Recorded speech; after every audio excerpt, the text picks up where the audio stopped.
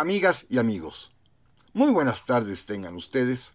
Los saluda con el afecto de siempre José Manuel Villalpando aquí en una emisión más de su programa, Nuestra Historia. Programa que, como ustedes bien saben, está disponible para que lo vean, para que lo escuchen, los sábados a partir de las 5 de la tarde en punto. A las 17 horas de los sábados se sube el programa que corresponde a cada semana, como es el caso, lo cual no obsta para que cuando ustedes gusten y manden, cuando quieran, cuando puedan, cuando lo deseen, puedan ustedes visitar el canal de YouTube de José Manuel Villalpando, valga la redundancia, donde encontrarán, por supuesto, el programa que corresponde a cada semana, pero además, literalmente, más de medio millar de ellos de varios años anteriores que regularmente, cada 8 días, subo a este canal. Por supuesto, les reitero a todos ustedes, amigas y amigos, que este programa, que este canal, no tiene ningún fin utilitario ni económico, ni está monetizado, ni admite donaciones, ni nada por el estilo, sino que simplemente es por ese gusto, por esa pasión compartida entre ustedes y yo, de platicar de historia, de recordar el pasado. Pero eso sí, les reitero también, como siempre, que están a su disposición las vías electrónicas que permiten comunicarnos, bien sea a mi correo villalpandohistoriador@gmail.com, a mi página de Facebook Villalpando la Historia, o bien en los comentarios que permite este mismo canal de YouTube.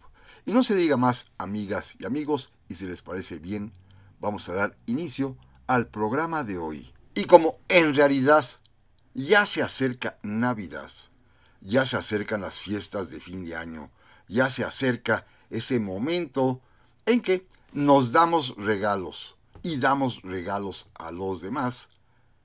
Faltan un par de semanas, pero de todas maneras creo que apenas es tiempo oportuno cuando uno está elaborando las listas de regalos propios y ajenos, los que hay que regalar, obsequiar a las amistades, a los familiares, y los que hay que quedarse uno con ellos para poder disfrutarlos. Es un momento propicio, anticipado sí, pero más vale porque luego las tiendas, los centros comerciales y aún las librerías se llenan para que podamos hacer nuestra selección, nuestros pedidos muy a tiempo, de tal suerte que en estas vacaciones, que en estas fiestas de fin de año, podamos disfrutar de la lectura, que esta es la finalidad del programa, la lectura, fomentar la lectura de libros, para lo cual, como siempre lo hacemos cada año, incluso en esta ocasión creo que serán 2 programas, ahorita les diré por qué,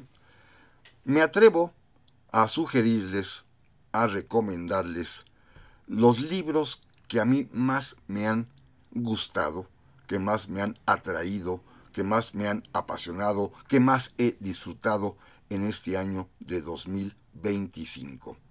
Déjenme comentarles primero que a pesar del avance indudable que tienen los medios de comunicación electrónica, que tienen los dispositivos y plataformas que permiten leer y tener en nuestros aparatos libros digitales.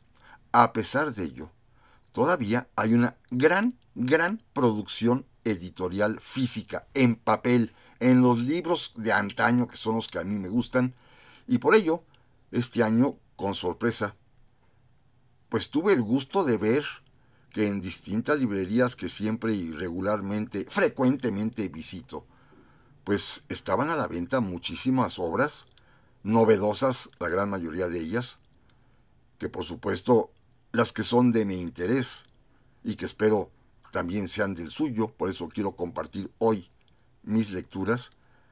Naturalmente pues me atrajeron, las adquirí y algunas de ellas las devoré. Otras no tanto, otras de plano mejor las hice a un ladito, pero bueno, finalmente el chiste de una biblioteca personal es contar con los libros, con los volúmenes, primero que le gustan a uno, pero segundo, los que uno podría necesitar. Cuando me preguntan que si he leído todo lo que tengo, respondo a veces que no, pero que algún día se ofrecerá, y créanmelo que así me sucede con muchísima frecuencia. Hay libros que adquiero, ahorita platicaremos de alguno, hace algunos años y que en esta ocasión pues fue necesario recurrir a ellos, y no se imaginan, como me decía mi papá, la enorme felicidad que da el contar en casa con lo que uno necesita para enfrentar cualquier tipo de investigación, de estudio o para hasta hacer estos programas. Se requiere tener libros, saber dónde están, no en una clasificación bibliotecaria, pero sí tener más o menos ubicado el lugar en que uno los ha colocado. Y sin embargo, bueno, la pasión por los libros para mí sigue siendo algo imprescindible y fundamental en mi vida. Por eso el día de hoy, al igual que repito, lo hemos hecho durante varios años ya, me atrevo a sugerirles, a recomendarles los libros que a mí en lo personal más me han gustado. Y permítanme comenzar con el tomo final, con el volumen final de una trilogía impresionante. Me refiero a la que escribió durante estos últimos años ese gran autor español, Santiago Posteguillo, que apenas hace unos días apareció, aún no lo leo, pero esto va a ser mi lectura de vacaciones decembrinas, apareció el tercer volumen, el tercer tomo de su serie sobre Julio César, aquel gran personaje de la historia de Roma, de la Roma antigua, Julio César. Santiago Posteguillo ya nos regaló su último volumen, que se llama Los Tres Mundos. Los Tres Mundos, la conquista de las Galias, que es la tercera parte de la biografía de Julio César, novelada por supuesto. Es una obra que a mí me parece espléndida porque los dos tomos anteriores literalmente los he devorado, casi uno por año que van apareciendo. Son libros de más de 1000 páginas, aclaro, pero que atrapan inmediatamente al lector, porque Santiago Posteguillo es un escritor muy serio, dedicado, comprometido y que además, francamente, escribe muy pero muy bien. Los tomos anteriores, pues si ustedes quieren adquirir la colección completa, bueno, son el segundo de ellos, el que salió hace un par de años, Maldita Roma, que es la conquista del poder por Julio César. Maldita Roma se llama, igualmente de Santiago Posteguillo. Y el primero con el que inició la serie, hace ya como 3 años, Roma soy yo. Roma soy yo se llama el libro, la verdadera historia de Julio César. Son pues 3 volúmenes los que ya están disponibles. Creo que con este termina, no lo he leído, repito, pero siguiendo simplemente la saga que él nos ha regalado, Santiago Posteguillo, en sus 2 anteriores volúmenes, estoy seguro que este tercero, que repito, acaba de aparecer en librerías, yo lo compré apenas hace menos de una semana, Los Tres Mundos, la conquista de las Galias, seguramente promete ser un libro también espectacular, como todo lo que ha escrito, como todo lo que difunde Santiago Posteguillo, quien a su vez tiene otras muchas novelas, la gran mayoría de ellas también sobre tema romano que en alguna ocasión aquí hemos comentado. Santiago Posteguillo es un experto pues en la historia de Roma y además es habilidísimo para poder darle vida de manera novelada con una recreación histórica a los personajes de esa magnífica civilización que fue la romana y que, de veras, lo atrapa a uno desde la primera página, Santiago Posteguillo, y para mí ha sido un deleite poder, de alguna manera, fíjense lo que voy a decir, escaparme de nuestras realidades actuales, refugiándome en el conocimiento de la antigua Roma. Bueno, fue tan espectacular para mí este redescubrimiento de Roma, de la cual yo sabía un poquito, que seguramente lo que sabemos todos. Además, en mis años estudiantiles en la Escuela Libre de Derecho, en donde todavía se cursan 2 años de Derecho Romano, recuerdo perfectamente bien cómo allá mis profesores me recomendaron libros de historia de Roma. Uno, especialmente uno, el de Fustel de Coulanges, que es un libro fabuloso, que habla sobre la historia precisamente de Roma. La ciudad antigua se llama ese libro. Bueno, a grado tal que de plano me volví un adicto ahora en los tiempos recientes a la historia de Roma y decidí también leer un par de libros que ya no son novela, sino que ubican la historia romana desde un punto de vista muy pero muy serio. Uno de ellos, que es el que actualmente se lleva como libro de texto precisamente de historia de Roma en la propia Escuela Libre de Derecho, lo escribió Mary Berth, y lleva como título SPQR, una historia antigua de Roma, que es un manual, se supone, de historia romana, y aún así tiene 650 páginas. SPQR, una historia muy interesante, muy bien escrita, muy bien documentada, muy seria. No es novela, esto sí es historia, una historia muy, pero muy profunda de Roma, de Mary Berth. Y se me olvidó comentarles, por cierto, la serie de Julio César de Santiago Posteguillo la edita Beta Ediciones. Beta Ediciones, que son los 3 tomos de esta editorial. Y esta otra, la de SPQR, es de editorial Crítica. Repito, vale muchísimo la pena este libro, ¿eh? También leí, y este es un libro un poco más ameno. El otro es muy erudito, pero muy bien escrito. Este que les voy a recomendar es mucho más ameno, divertido en realidad, de este gran autor español, del cual también ya en ocasiones hemos recomendado algunas de sus obras, que se llama Juan Eslava Galán. Juan Eslava Galán escribió Historia de Roma contada para escépticos. Historia de Roma contada para escépticos, igualmente de editorial Crítica, que es un libro francamente apasionante, ¿eh? Muy ameno, sumamente interesante en el sentido de que, de veras, termina uno de leer un día y le quedó, a mí en lo personal, la inquietud de inmediatamente al día siguiente volver a continuar el proceso de lectura porque, francamente, Juan Eslava Galán lo hace muy bien.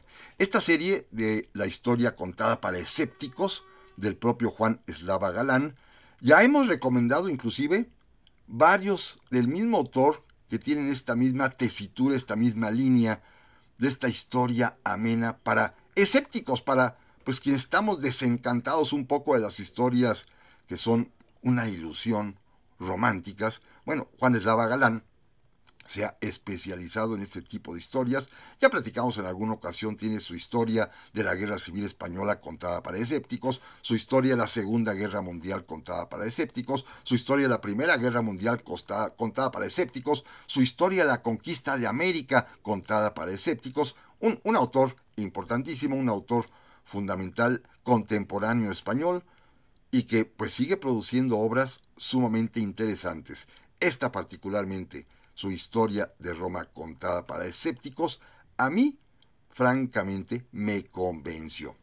Y creo que hacen una mancuerna estupenda la seriedad, por una parte, de Mary Berth, el libro anterior que recomendé, SPQR, con la historia de Roma contada para escépticos de Juan Eslava Galán, que curiosamente en la portada también coinciden los dos en señalar estas letras que son distintivas de la Roma antigua, el SPQR. Dos libros, pues, que a mí me ayudaron a acompañar esta obra magnífica y monumental de Santiago Posteguillo en sus 2 tomos anteriores, prometiéndoles que pronto les comentaré qué me pareció el tercero que acaba de aparecer. Repito, lo acabo de adquirir hace apenas unos cuantos días, Los 3 mundos, la conquista de las Galias por Julio César, obra de este gran escritor español Santiago Posteguillo, que además es un conferenciante brillante. Si ustedes pueden en alguna ocasión buscar sus pláticas, sus conferencias, igualmente en los canales de YouTube, verán ustedes que tiene una profundidad y una dicción y una manera de expresarse castellana antigua, brillantísima y con mucho conocimiento. De veras le pone mucha emoción, mucho sabor a sus narraciones cuando lo hace también verbalmente. Así que no solo escribe bien, sino que habla también mejor. Ahora bien, cambiando de tema, aunque los sucesos ocurren igualmente en la misma ciudad de Roma, la ciudad eterna, la capital de Italia, pero también la sede del Estado Vaticano. Y ante lo que aconteció en este año de 2025, que todos sabemos que inclusive hicimos algunos programas especiales sobre el tema, con la muerte, el fallecimiento del Papa Francisco y la elección pontificia a través del cónclave del Papa León XIV, bueno, evidentemente esto que es un acontecimiento importantísimo para la cultura occidental y en particular también para quienes somos profundos lectores e interesados en conocer los tejes y manejes tanto del pasado como contemporáneos de la Santa Sede, del Papado, del Vaticano. Pues evidentemente las lecturas de este año, provocadas en buena medida, repito, por estos sucesos tristes, primero el fallecimiento del Papa Francisco y después la alegría de la elección pontificia del Papa León XIV, pues evidentemente me llevaron a hacer varias lecturas. Miren, por una casualidad estas curiosas, en dos lugares diferentes, en dos librerías diferentes, aquí mismo en la Ciudad de México, encontré dos autobiografías diferentes, pero escritas por él mismo, seguramente dictadas o con algún ayudante, dos diferentes del Papa Francisco, ya fallecido. Una de ellas se llama Papa Francisco, Vida, mi historia a través de la historia, de esta editorial importante, HarperCollins, que es una editorial, créanmelo, muy seria. Y el Papa Francisco escribió su propia autobiografía, Mi historia a través de la historia del Papa Francisco. Créanme lo que vale la pena conocer, desde el punto de vista del propio Francisco, cómo su existencia coincide con una serie de acontecimientos mundiales de suma importancia y cómo él, a través, por supuesto, de su acción sacerdotal primero, después como obispo y más adelante ya como sumo pontífice de la Iglesia Católica, trató de incidir en esos acontecimientos y trató además también de colocar a la Iglesia en sintonía con los nuevos tiempos, que esto es algo sumamente importante, los nuevos tiempos. Encontré otra más.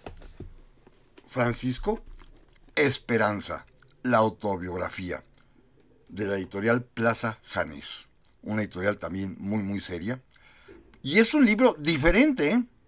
Este es un libro un poco más íntimo en el sentido de que habla de su familia, de su infancia, de sus cuitas para poder resolver cuál sería la vocación que marcaría su existencia, cómo entró al seminario, cómo participa en la educación jesuítica que recibe, cómo se hace sacerdote y cómo va evolucionando todo esto desde un punto de vista muy personal de su propia evolución.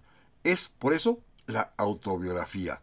Francisco, Esperanza se llama este libro, la autobiografía de la editorial Plaza Janés. Así que como ustedes pueden ver, hay dos libros escritos por el propio Francisco. Entiendo que debe haber utilizado seguramente algún secretario a quien dictó, algún ayudante quien le ayudó a preparar los textos, que él revisó, eso sí, finalmente.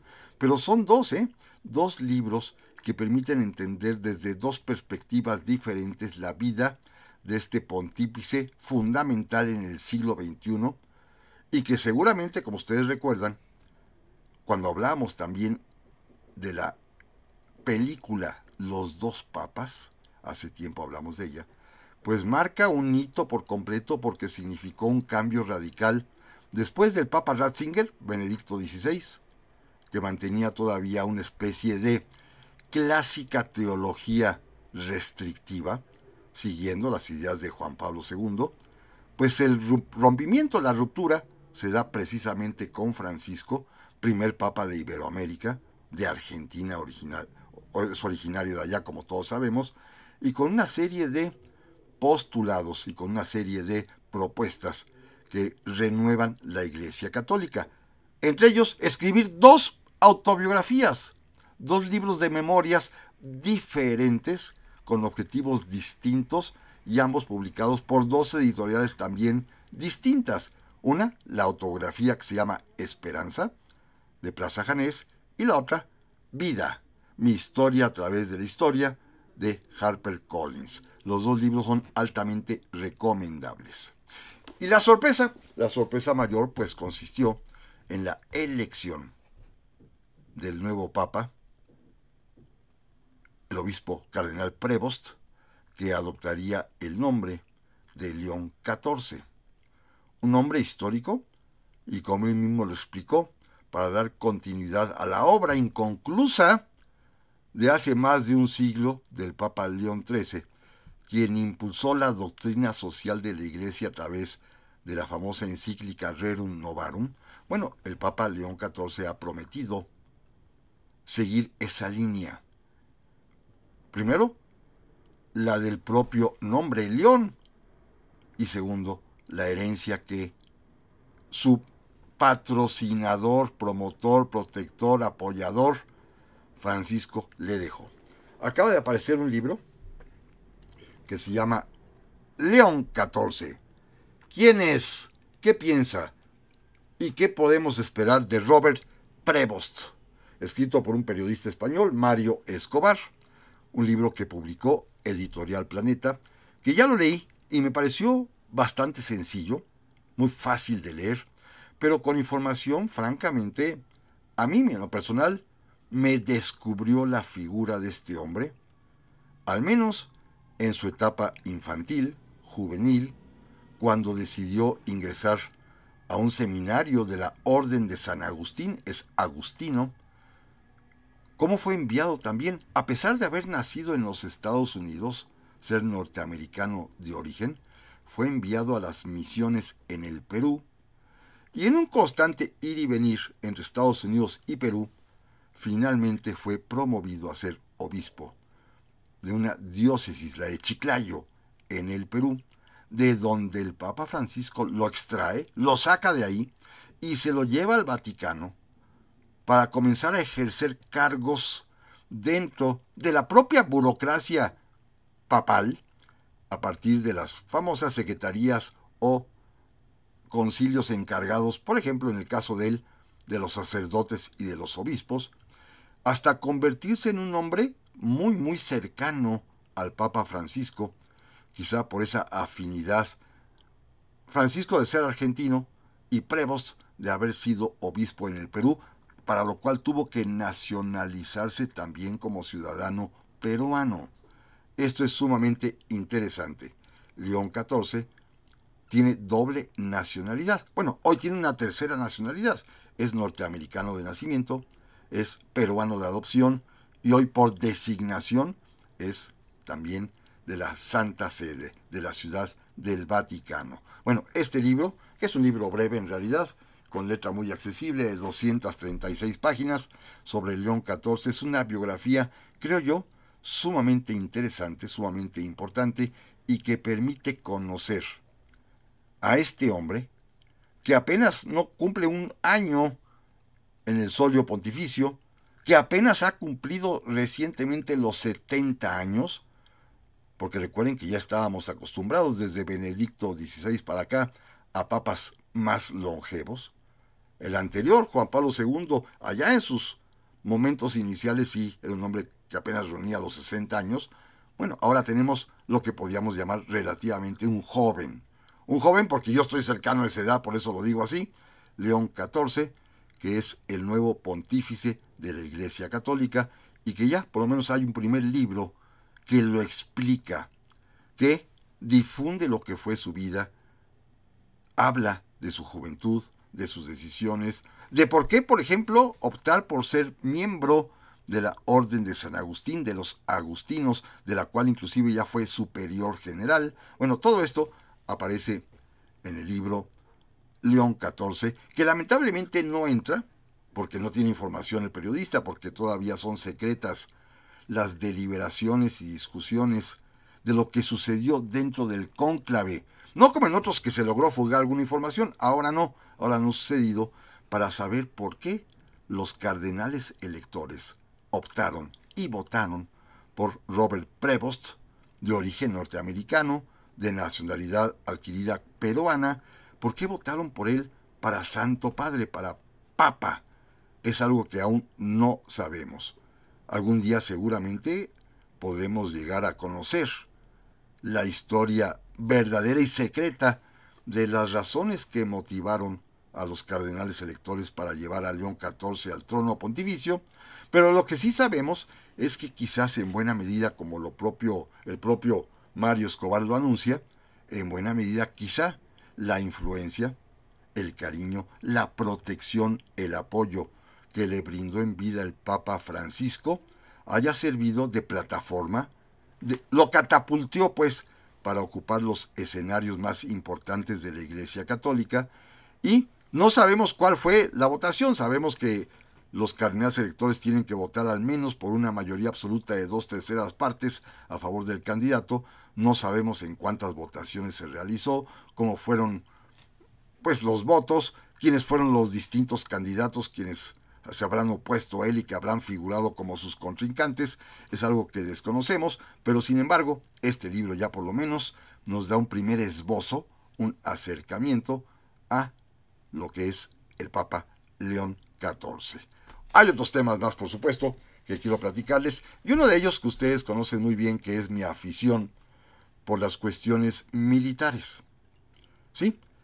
No es que sea yo un experto, pero sí he dedicado buena parte de mi vida al estudio de la ciencia militar, de la ciencia del arte de la guerra, tanto por las cosas que he escrito de historia militar, como además también por participar en diversos eventos, inclusive dentro de nuestras Fuerzas Armadas, con opiniones tanto históricas como presentes, porque es un tema que me ha apasionado.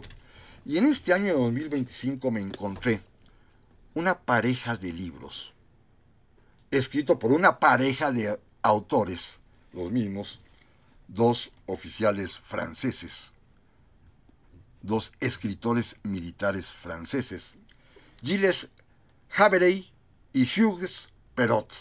Gilles Haverey, repito, y Hugues Perot.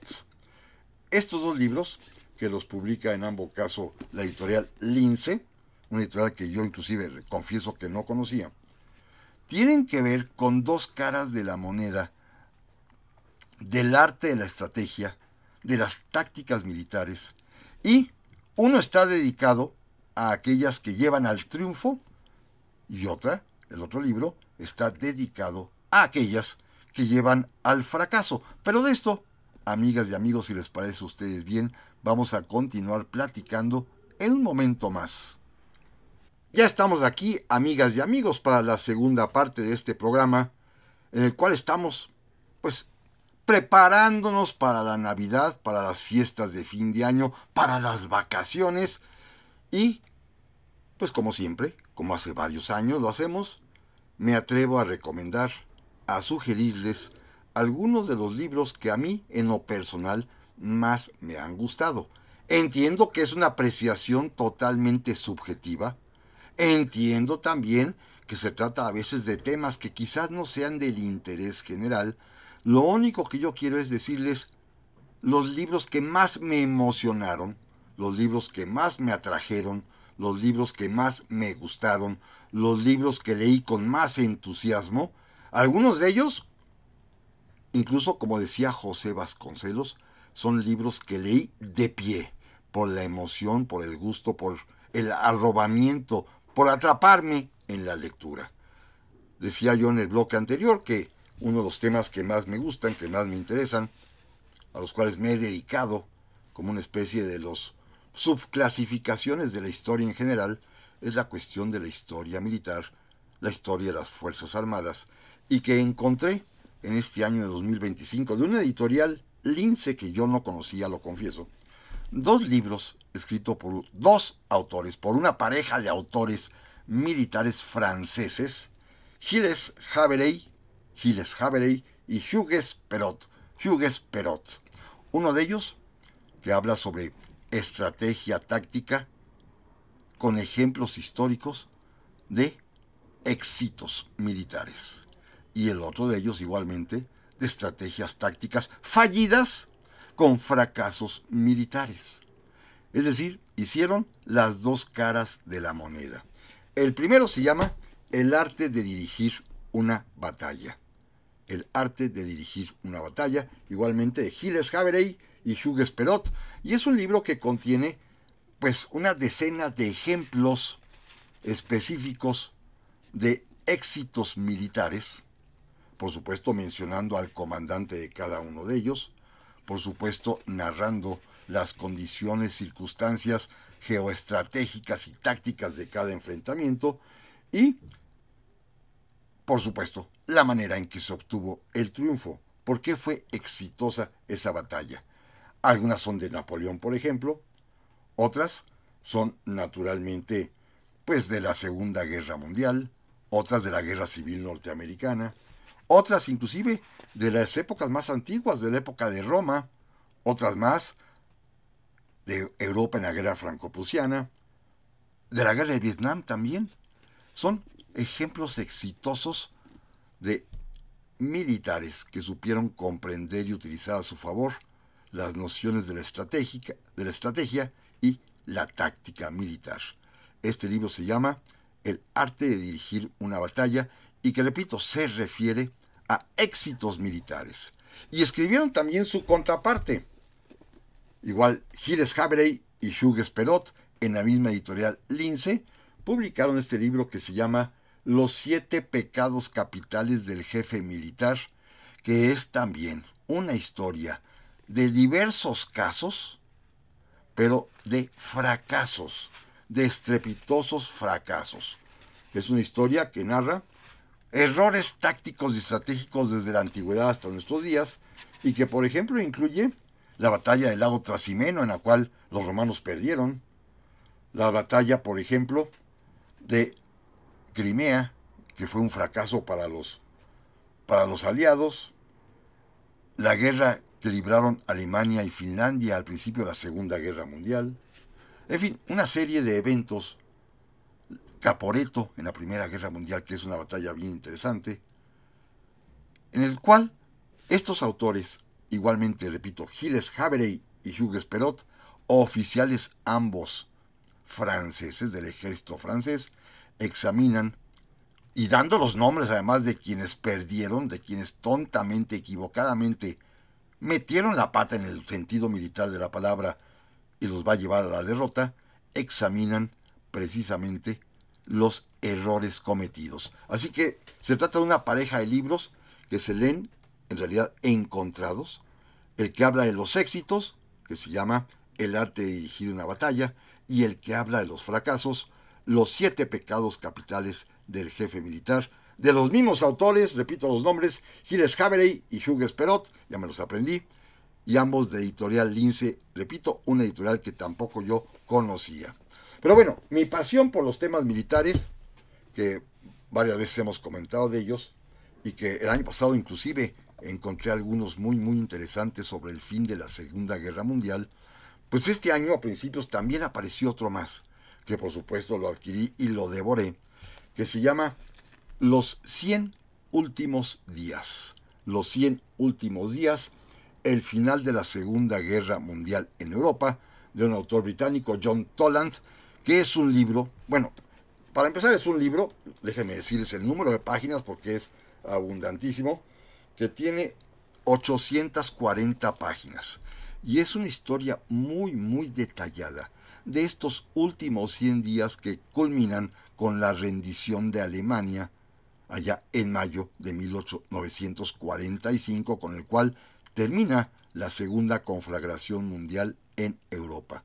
Un libro sumamente detallado, muy bien escrito, y que tiene las visiones de todos los protagonistas. Esta es quizás la parte más interesante. Es un libro realizado a partir de testimonios de protagonistas, tanto de oficiales alemanes que van perdiendo la guerra, como de oficiales aliados norteamericanos, franceses e ingleses, como de personas, por ejemplo, de los judíos perseguidos, desplazados, en fin, es todo un escenario social y militar a partir de testimonios que van dando cuenta, narrando cómo fueron los 100 últimos días de la Segunda Guerra Mundial. Y leí otro libro que me pareció verdaderamente, abrumador y emocionante de los que leí de pie. Es una historia comparativa una historia que enfrenta a dos personajes militares de primera categoría que fueron inclusive rivales en la Segunda Guerra Mundial. Se llama el libro Monty y Rommel, Vidas Paralelas. Monty y Rommel, Vidas Paralelas, de Peter Cadic Adams, un historiador militar bastante competente, y en él narra las vidas encontradas, enfrentadas, que son mancuerna, tanto del mariscal británico Bernard Montgomery como del mariscal alemán Manfred von Rommel. Rommel, el famoso Rommel versus Montgomery. Erwin Rommel, Manfred Erwin Rommel. Monty y Rommel. Montgomery versus Rommel. Un libro súper interesante. Recuerden, amigas y amigos, todos seguramente lo conocen, que son quienes se enfrentan en las famosas batallas del Afrika Korps, allá en el norte de África, y que a la postre, el que saldrá vencedor después de los grandes triunfos iniciales será Montgomery, a pesar de que Rommel había iniciado con el pie derecho. Después se volverán a encontrar en el desembarco en Normandía, cuando Montgomery encabeza las fuerzas aliadas de desembarco en el día D, y Rommel es el encargado de defender la costa normanda. Finalmente, los dos tienen además sus propias memorias escritas. Así que el autor, Peter Cadic Adams, pues pudo no solamente de estudiar los informes de la época, los periódicos, lo que dicen los testigos, sino además tuvo la fortuna de contar con las propias memorias o autobiografías de ambos contendientes. Me pareció un libro espectacular la forma como biográficamente logra contrastar a ambos personajes, que los dos fueron determinantes durante la Segunda Guerra Mundial. De veras, un libro francamente interesante, espectacular. Este lo publica el Ático de los Libros, y creo que no les dije el libro anterior, el libro de los 100 últimos días, la editorial Tempus, En el otro, en el Ático de los Libros, de la cual ya tengo, es una editorial que tiene muy buenas producciones y que incluso aquí he recomendado varios de ellas, del Ático de los Libros, publicado en este libro fabuloso que se llama Monty y Rommel, Vidas Paralelas. Bueno, ahora vamos a cambiar de tema. Miren, la historia, por supuesto, es mi pasión, pero no dejo de mostrarme interesado en los sucesos contemporáneos. Y no me refiero a los sucesos políticos, ni me refiero tampoco a sucesos sociales, ni militares, sino a los sucesos culturales de nuestro tiempo, que están cambiando radicalmente, como seguramente muchos lo habrán visto y concuerdan conmigo, que están cambiando radicalmente la manera de pensar, la manera de actuar, la manera de trabajar, la manera de divertirse, la manera de vivir de las generaciones actuales, incluyéndome a mí. Y me refiero particularmente al uso intensivo de las redes sociales, de los sistemas de comunicación, como es el caso de lo que hacemos el día de hoy, o hasta el uso de la inteligencia artificial. Quizá porque buena parte de mi día lo dedico a convivir con jóvenes, en el aula como maestro, pero también como secretario de una escuela, y tengo que tratar con ellos y platicar mucho. Me he percatado, y a veces simplemente basta con verlos cuando van caminando, siempre con el teléfono en la mano, lanzando mensajes, o bien en las clases lanzan una pregunta y subrepticiamente le preguntan a su propio aparatito, y utilizando la inteligencia artificial obtienen la respuesta.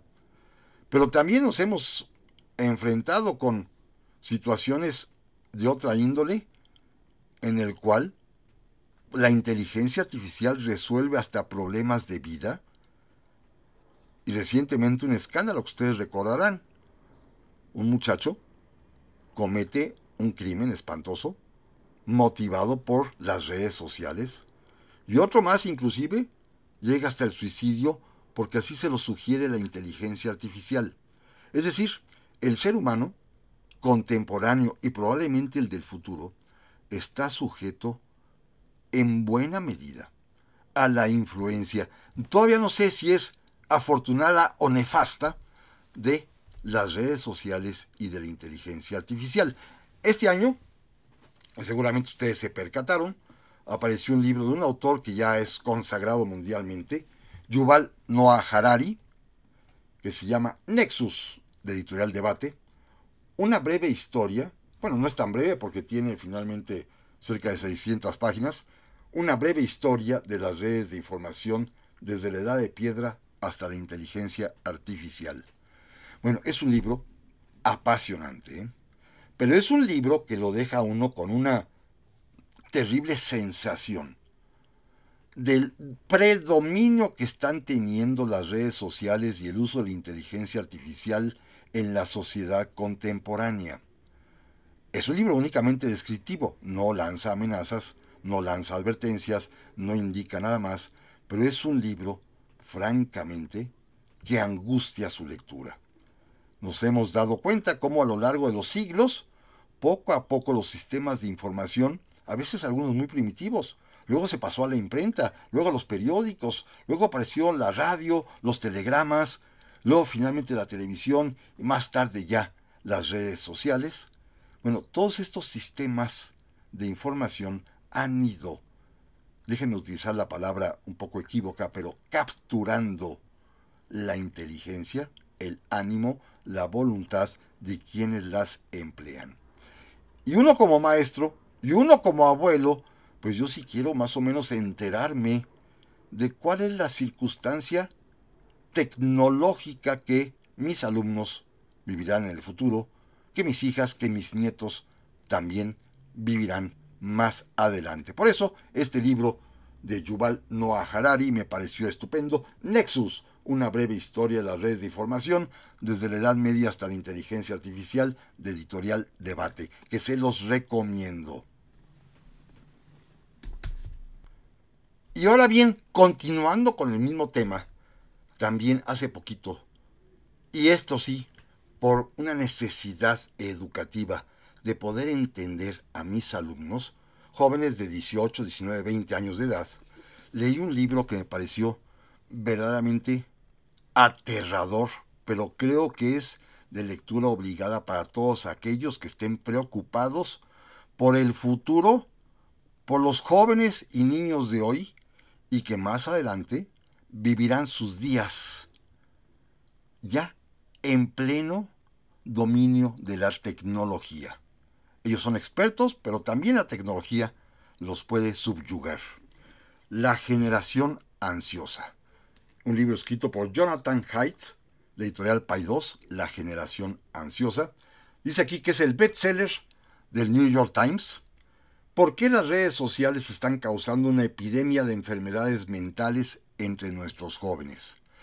Todos aquellos de ustedes que tengan trato con muchachos, con muchachas, que sean maestros, que sean papás, que sean abuelos, que conozcan a jóvenes, les recomiendo positivamente que lean este libro, La generación ansiosa. También, repito, es aterrador, pero también es vital e importantísimo que nosotros sepamos a lo que se van a enfrentar probablemente la juventud del futuro, y por lo menos en lo que podamos tratar de encauzar. Créanme lo que es un libro revelador, devastador, pero importantísimo en los tiempos modernos. Yo llegué a la conclusión de que no puedo dedicarme únicamente a la historia, sino que tengo que pensar en el futuro. Inclusive, en un libro que espero próximamente poder anunciarles de mi autoría, que se lo dedico a mis nietos, digo eso claramente. De su abuelo, que siempre vivió pensando en el pasado, pero ahora solo piensa en el futuro que es de ustedes, de mis nietos. Este libro vino a responderme una serie de preguntas, vino por supuesto a inquietarme mucho más. La generación ansiosa, de veras se los recomiendo, de Jonathan Haidt, de Editorial Paidós. Un libro, créanmelo, importantísimo. Y miren, vamos a pasar al tema de historia mexicana, que también leí cosas sumamente interesantes e importantes. Y uno de ellos, y que se vincula con lo anterior que hemos estado hablando de la inteligencia artificial y de las redes sociales y de los sistemas de información, es este libro colectivo que se llama La historia de México a través de sus centenarios, que publicó esta gran editorial que es Siglo XXI. La historia de México a través de sus centenarios. Las conmemoraciones como espejo de la sociedad de los últimos siglos. Y comienza narrando desde el año 1621, un centenario después de la conquista, 1721 en plena época barroca, 1821 cuando recién se consuma la independencia, pero es el resultado de toda la reforma ilustrada, 1921, que es finalmente la experiencia de este siglo XIX tan difícil, y 2021-25, que es el futuro. Miren los escritores, es un elenco maravilloso. Carlos Martínez Azad, que es un gran historiador. Cristina Tolares Pacheco, que es magnífica historiadora. Doña Patricia Galeana, no se diga. Antonio Rubial, quizás el mayor experto en la época colonial mexicana.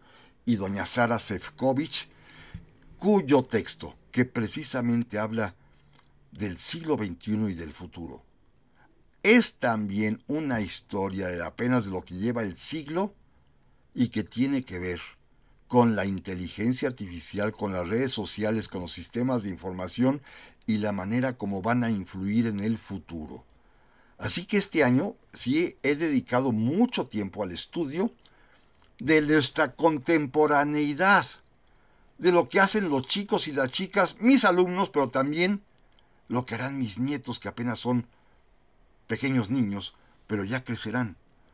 En este libro, que es una especie de gran resumen de la experiencia histórica de México, que se llama La historia de México a través de sus centenarios, encontré una serie de respuestas en el capítulo último, escrito magníficamente por Sara Sefcovic, esta gran historiadora. ¿Se acuerdan su libro famosísimo, La suerte de la consorte? Bueno, ella es una experta historiadora, una experta en cuestiones de sociedad también, y bueno, dedicó varias páginas, verdaderamente estremecedoras, a explicarnos cómo sucede el dominio de los sistemas de información, de las redes sociales y de la inteligencia artificial.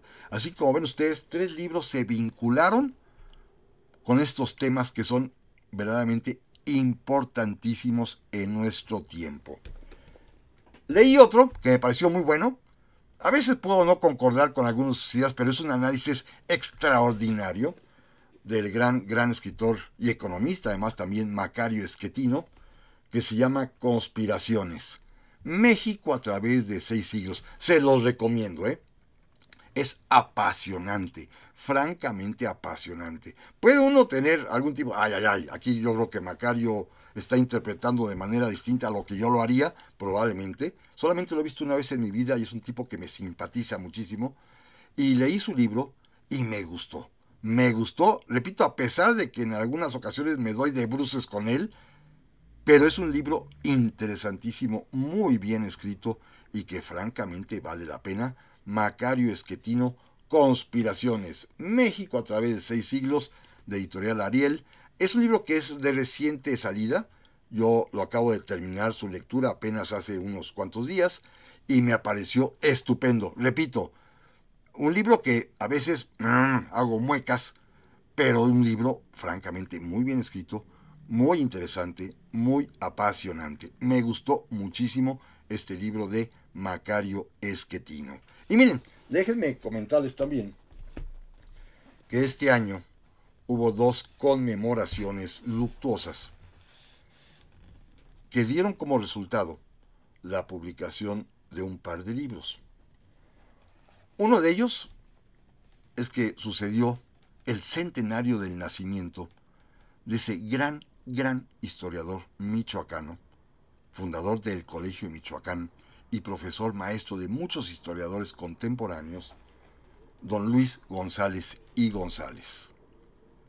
Y sus discípulos, encabezados por Jorge Hernández, que es un gran escritor, publicaron este libro que se llama Centenario en Vilo, que en la portada tiene al propio don Luis González con su clásico parche en el ojo, de Editorial Faro, y en el cual participan grandes historiadores que hablan sobre don Luis González y González, como doña Alejandra Moreno Toscano, como Enrique Krause, que fue su alumno también, como Héctor Aguilar Camín, como el gran historiador Andrés Lira, como el premio Nobel José María Lecreció, que habla sobre Luis González, porque él vivió en Michoacán y ahí estuvo atento a lo que sucedía, como también Martín González de la Vara, Fernán González de la Vara, ambos hijos de don Luis, como Carlo Gisburg, otro historiador también, como Jorge Ibargüengoitia, que os trajeron un texto de sus novelas, como Javier García Diego, como Jan Meyer y como el gran historiador Rodrigo Martínez Barax. Vale mucho la pena este libro, Centenario en Vilo, que honra, que rinde homenaje a ese gran, pero gran historiador que lo es don Luis González y González. De veras, un historiador que vale muchísimo la pena leer. Simplemente algunos de sus libros, como El oficio de historiar, para mí ha sido capital en mi vida. Otro más interesantísimo que se llama La ronda de las generaciones. Bueno, y muchísimos más libros que tiene don Luis González y González, un auténtico historiador y formador de historiadores que recibió este homenaje al conmemorarse el centenario de su natalicio. Él ya falleció, pero conmemoraron 100 años de que nació, sus amigos, encabezados por Jorge F. Hernández. Y acaba de salir, aún no lo leo, pero ya con ver la lista, la nómina de quienes en él participan, un libro de homenaje a un gran jurista mexicano que les recomiendo muchísimo, don Sergio García Ramírez, que falleció hace poco más de un año, y que él, don Sergio García Ramírez, un gran político, abogado, creador de instituciones, un jurista pleno, que nunca tuvo mayor ambición que la de ejercer la ley, ejercer el gobierno conforme a la ley y enseñar a cumplir la ley. Don Sergio García Ramírez tenía la costumbre cada año de publicar de su propio peculio un pequeño librito para Navidad, que se lo repartía a sus amigos, con pensamientos, con frases, con algunas poesías, con algunos pequeños textos. Enviaba siempre un pequeño libro que él producía, año con año, Navidad tras Navidad, a sus amigos.